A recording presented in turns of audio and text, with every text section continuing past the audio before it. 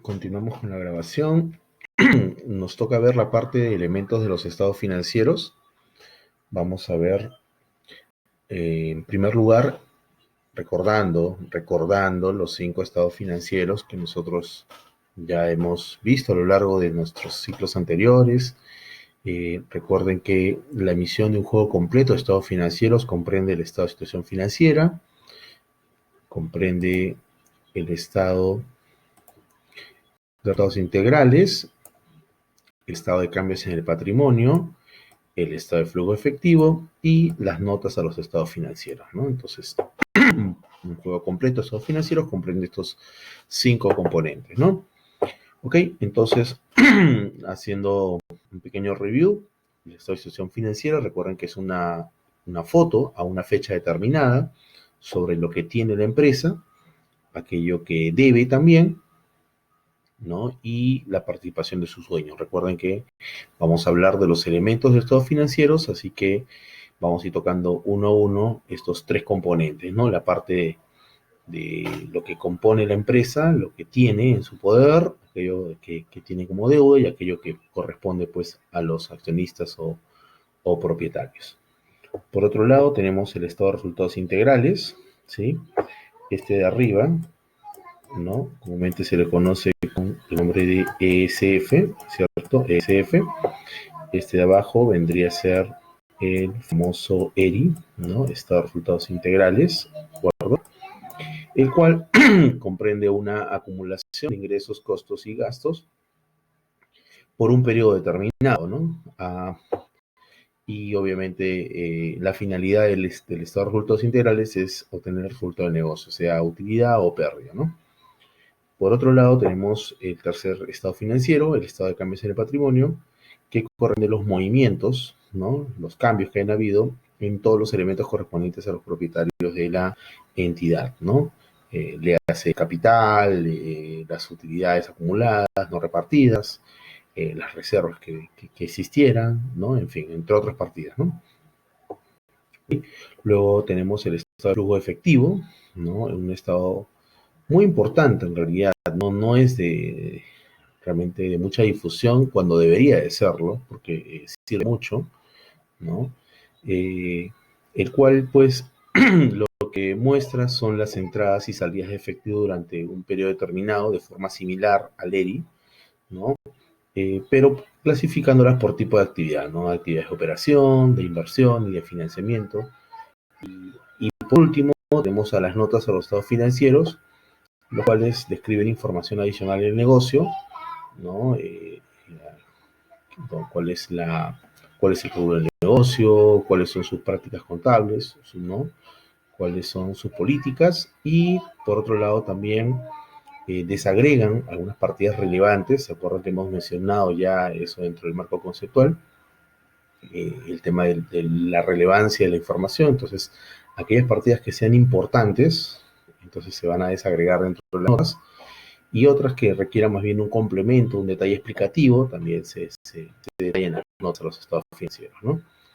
Entonces, este cuerpo conjunto de los estados financieros en realidad viene a ser el desarrollo de nuestro curso. En realidad nosotros a lo largo de este curso vamos a tocar uno a uno de estos estados financieros, ¿no? Tanto el estado de situación financiera y el estado de resultados durante el primer módulo, el estado de cambios de patrimonio y flujo efectivo durante el segundo y tercero, y las notas a los estados financieros a lo largo de todo, pues, ¿no? Porque todos ellos requieren, pues, tener unas notas, ¿correcto? Ok, vamos a ver.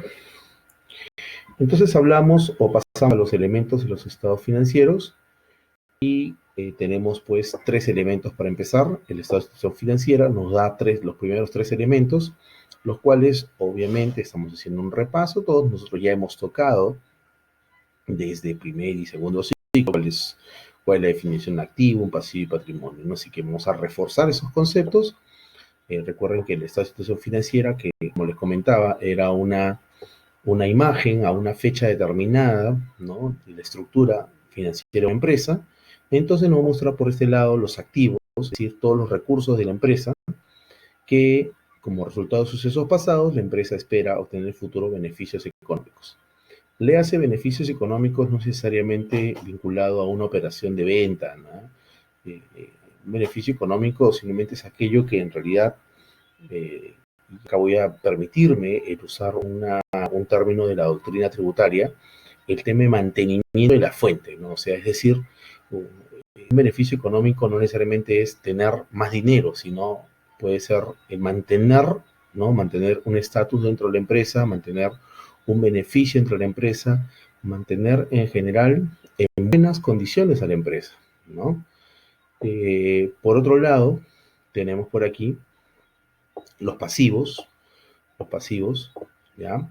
De la empresa, las deudas, las obligaciones que tenga la empresa, surgida otra vez a raíz de sucesos pasados, al vencimiento de la cual, para poder cancelar estos pasivos, la empresa espera desprenderse de recursos que incorporan beneficios económicos. Entonces, la definición técnica, por así decirlo, del pasivo incluye el tema de nosotros desprendernos de recursos, ¿no?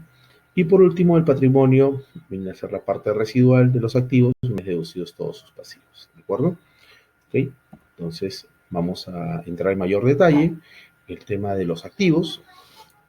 Recuerden que para nosotros poder tener o cumplir, perdón, un elemento de la definición de activo, la transacción tiene que haber tenido lugar, el recurso tiene que ser un recurso económico, es decir, tiene que poder expresarse monetariamente, que vaya a generar beneficios futuros a la empresa, sea de manera productiva, sea de contribuir indirecta o indirectamente a los flujos de efectivo. Por ejemplo, si yo contribuyo a la productividad de un trabajador, a que el trabajador se sienta bien, eso a la larga va a permitir también mayores beneficios a la empresa. Entonces a eso nos referíamos con que no necesariamente tiene que estar asociado directamente a la venta de algo, ¿no?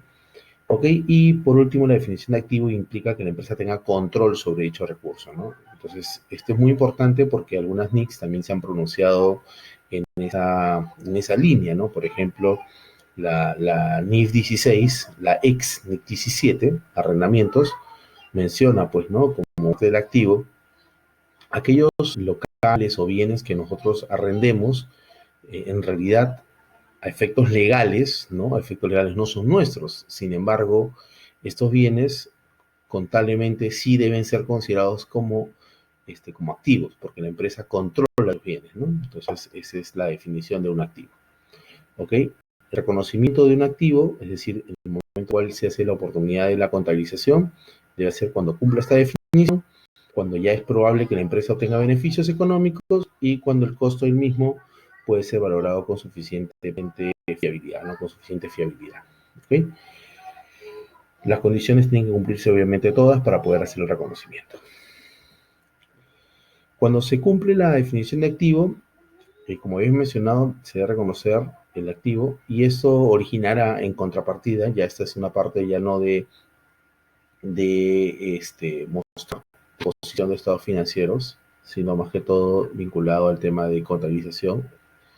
Recuerden que un activo siempre en contrapartida, por el principio de partida doble, va a generar un pasivo, o más bien va a generar una disminución de otro activo, o va a generar un ingreso, o va a generar incrementos de patrimonio neto, ¿no?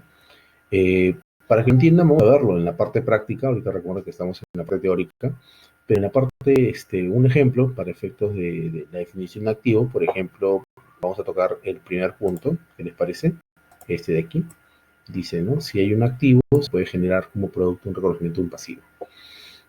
Podría ser, por ejemplo, si yo tengo un préstamo bancario, ¿no?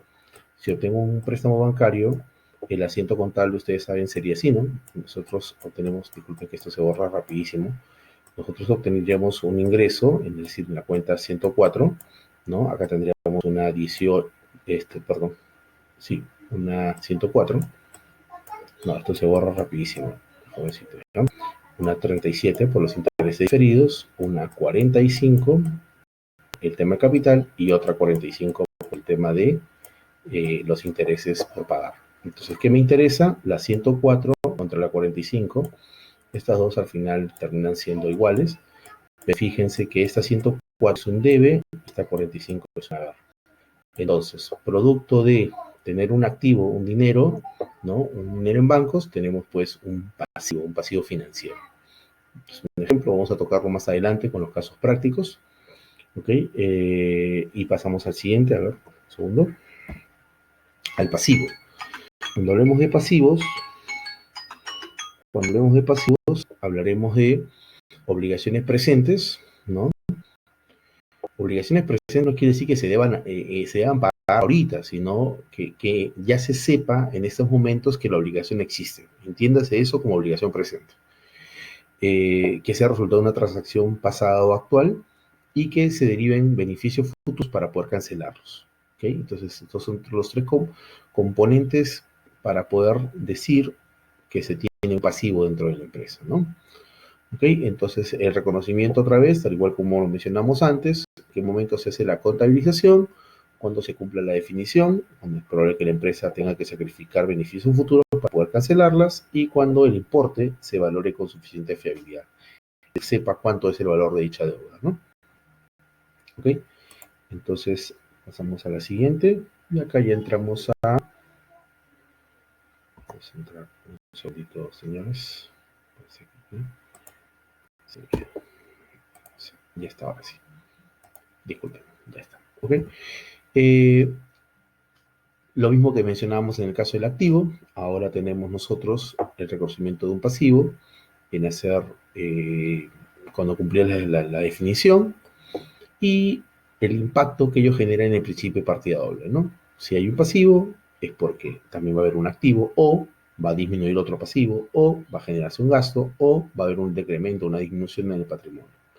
Entonces son las cuatro posibilidades que existen al momento de hacer un registro contable de un pasivo. ¿Okay? Y por último, en este estado de situación financiera, el tema del patrimonio es el interés residual, es decir, la parte concerniente a los dueños del negocio, pero entendamos que producto de que yo voy a quitar a los activos, aparte de los pasivos, en realidad lo que va a quedar es el valor real de la empresa, el valor sobre el cual nosotros vamos a medir a la empresa. Una empresa no se mide, ¿sí? No se evalúa, mejor dicho, a, al, por el importe de sus activos. Eso no es el valor de la empresa. La empresa lo que se mide para efectos de evaluación es por el valor de su patrimonio. Ese es el valor de referencia para poder evaluar a una empresa. ¿De acuerdo? Entonces, por eso acá colocamos que el significado del patrimonio es el valor real de una empresa. Ahora, lógicamente, en temas de evaluación, eso es un tema un poquito más complejo, es importante que también existen factores adicionales. Por ejemplo, hay que ver también la expectativa de un negocio para poder evaluarla. Hay que ver también las tendencias de los ratios, es decir, cómo ha evolucionado la empresa en los años anteriores. Pero fuera de ello, un indicativo principal, un indicativo de peso, un indicativo que realmente mida cuánto es el negocio, recuerden siempre, jovencitos, es el tema del patrimonio. ¿Ya? Ok. Vamos avanzando, quedan un par de minutitos. Vamos a ver si al menos comenzamos haciendo el pequeño resumen de esto para hacer ya la segunda parte del tema, cerrando el tema de elementos del estado, de los estados financieros. En la parte de ingresos y gastos, esto ya estamos hablando en el estado de resultados integrales, el ERI. No olvidar que los ingresos son los incrementos en beneficios económicos producidos a lo largo de un periodo, porque el estado de resultados justamente mide eso, ¿no? Los resultados de negocio durante un periodo determinado, que puede ser un año, un trimestre, un semestre, un mes. Entonces, los ingresos vienen a ser todo incremento en beneficio económico a lo largo de dicho periodo, sea porque producto de ese ingreso se genera un valor de un activo, un incremento, un valor de un activo, o bien porque hay una obligación la cual va a disminuir. Entonces, estas dos opciones pues, son las que generan los ingresos, ¿no? Y que al final va a generar un aumento del patrimonio, lógicamente. Pero dicho aumento del patrimonio, y eso es muy importante, no debe estar relacionado con aportaciones de propietarios a este patrimonio. Es decir, por ejemplo, si un accionista hace un aumento de capital por 30.000 soles, eso no es un ingreso, señores. No es un ingreso porque es una aportación de un propietario, es un aumento de capital. ¿De acuerdo? Obviamente entendemos casi todo el mundo que un ingreso debe ser una venta, pero eso no necesariamente es así. No necesariamente es así. ¿De acuerdo? Y por último, ya para entrar en mayor detalle en el siguiente video, el tema de gastos, que son los decrementos en los beneficios económicos, disminuciones, otra vez a largo un periodo, en forma esta vez de disminución de los activos o bien nacimiento o aumento de pasivo, ¿no? Y que obviamente, igual que ante el caso anterior, no esté relacionado ni con distribuciones relacionadas a los propietarios de este patrimonio, o sea, no reparto dividendos, ¿no? Entonces, todo lo que esté asociado a disminuir un patrimonio y que genere un aumento de un activo, o perdón, disminución de un activo o aumento de un pasivo, viene a ser esto, ¿no?